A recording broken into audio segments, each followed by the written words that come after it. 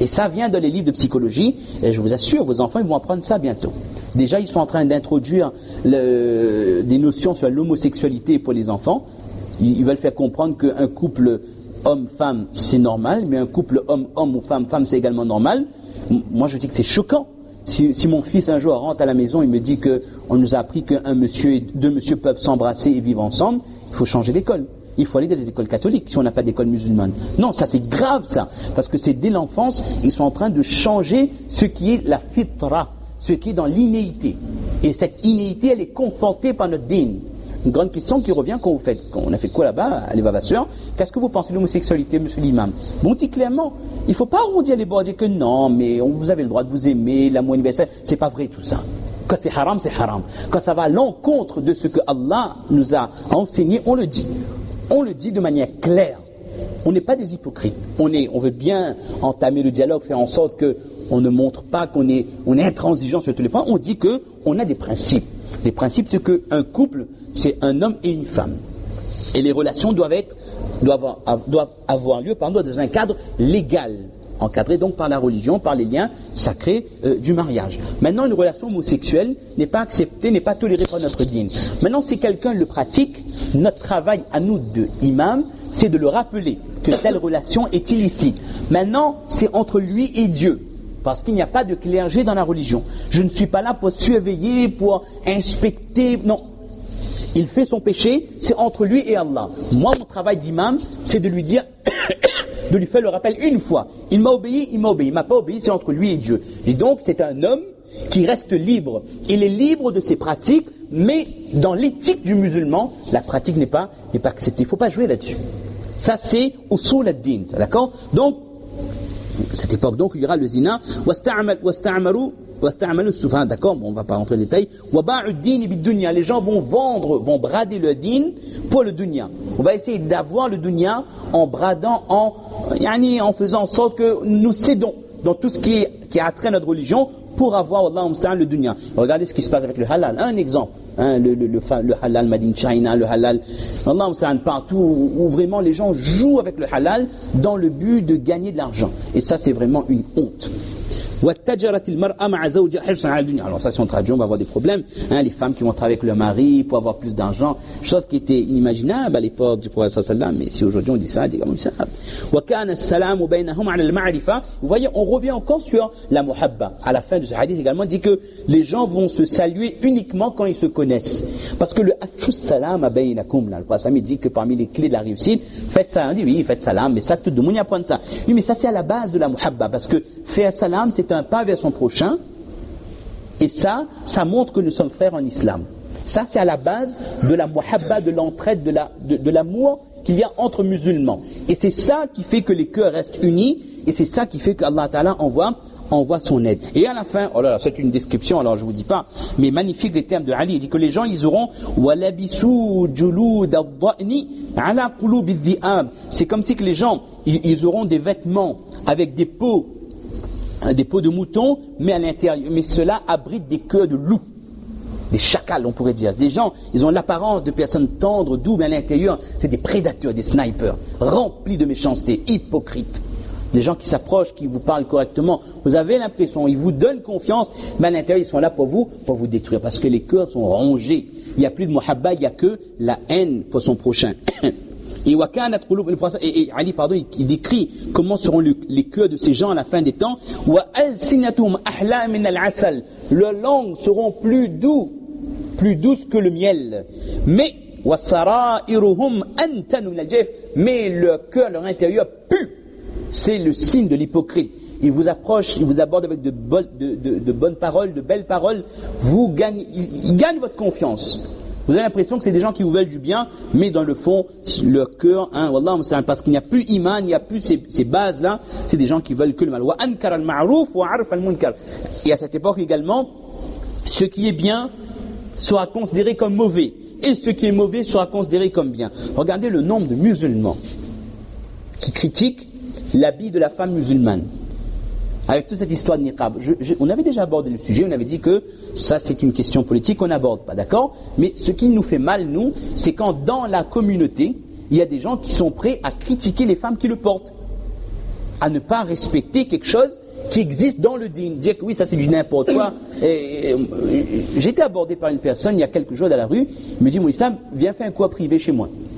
Elle dit quoi de quoi? Elle dit sur le signe de la fin des temps et tout et tout. Après elle dit, mais seulement on connaît mon madame, il passe à table, il dérange pas.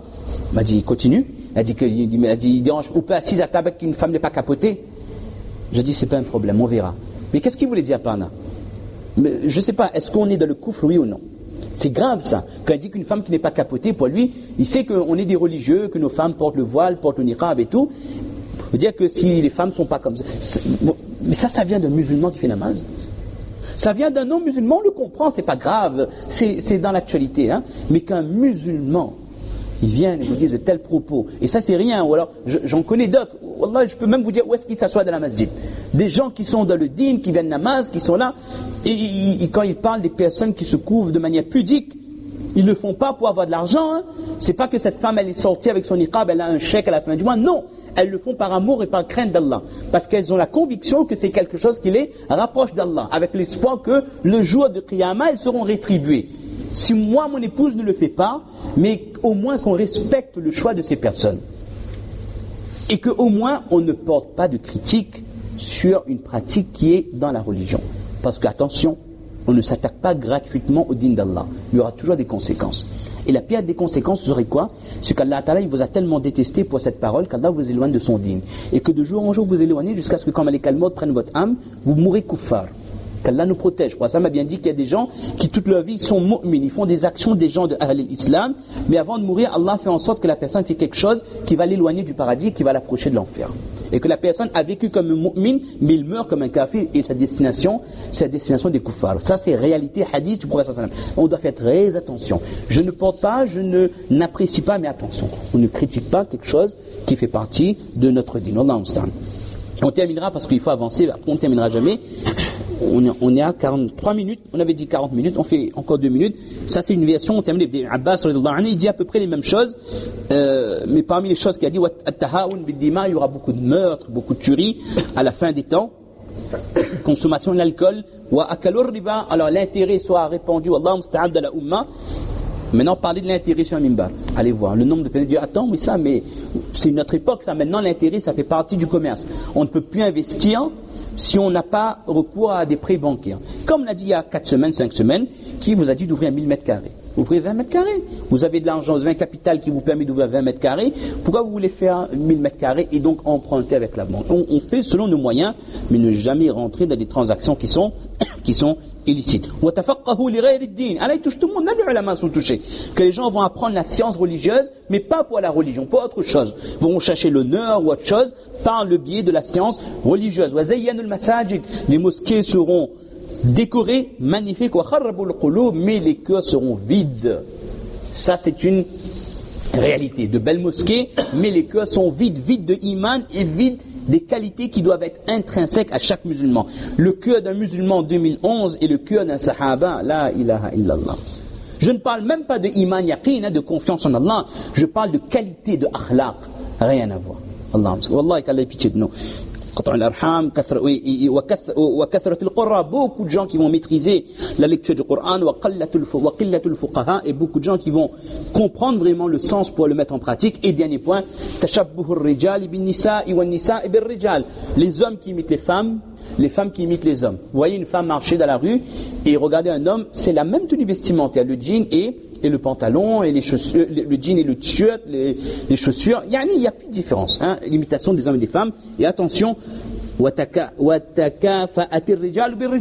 les hommes vont se suffire des hommes, homosexualité du côté des hommes, et les femmes avec les femmes.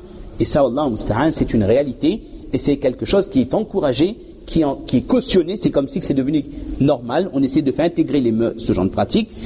Jusqu'à ce qu'Allah Ta'ala enverra Ad-Dajjal, فَصَلَّطَ عَلَيْهِمْ حَتَّى يَنْتَقِمَ مِنْهُ. Et Allah Ta'ala, à cette époque-là, enverra Ad-Dajjal. Alors, on s'est un petit peu attardé, mais volontairement, on a dû citer 15 signes. Vous êtes tous d'accord que ces 15 cas de figure existent déjà. Le but, c'est pas de dire que tout va mal, c'est une catastrophe. Non.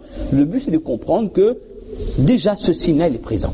Les signes généraux, wallahu musta'an, ils sont présents. Maintenant, nous devons, si parmi les choses qu'on a citées, il y a quelque chose qui me concerne moi, qui concerne un proche ou quelqu'un de ma famille, quelqu'un que j'aime, je dois lui faire comprendre qu'attention, ça fait partie des signes, ça c'est les pires des péchés. Et quand il y aura ce genre de péché dans la vie des musulmans, ce sera la venue de Dajjal. Donc nous ne devons pas contribuer à l'arrivée de ce genre de signes. Et puis ce qu'on verra la prochaine fois, Inch'Allah, ce sera des choses plus techniques. Là on a vu les signes généraux qui vont précéder la venue de Dajjal, et la prochaine fois on va voir, donc on va revoir un petit peu la conquête de Constantinople, Constantinia, le deuxième signe, troisième signe de Bayt al-Maqdis, et les gens vont quitter un petit peu la ville de Médina, ils vont plus se concentrer sur Bayt al-Maqdis, et al-Qahtu wal-Maja'a, une famine comme jamais l'humanité n'aura connue, juste avant, les 3 dernières années avant la venue de Ad-Dajjal. Qu'Allah nous accepte notre tawfiq de comprendre ces quelques paroles, qu'Allah nous pardonne nos erreurs, nos péchés, à moi en premier, et qu'Allah ramène vraiment les véritables qualités du iman, de le cœur de chaque musulman. Qu'après ce qurbani que chaque personne a pu faire, déjà on demande à Allah d'accepter le sacrifice, l'argent qui a été investi, qu'Allah fasse que ce soit une action liwajhillah, sincérité, qui recherche que le contentement, l'agrément d'Allah Azza wa Jal, et qu'Allah Ta'ala nous permette de comprendre la réalité de ce qurbani, la réalité du geste de Ibrahim alayhi salam.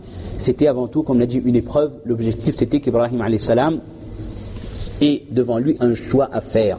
Le choix c'était quoi? Un enfant qu'il a eu à un âge avancé, qu'il aimait le plus au monde, la créature qu'il aimait le plus au monde. Il venait de l'avoir à un âge avancé, et qu'à ce moment-là, Allah Ta'ala lui ordonne de le tuer.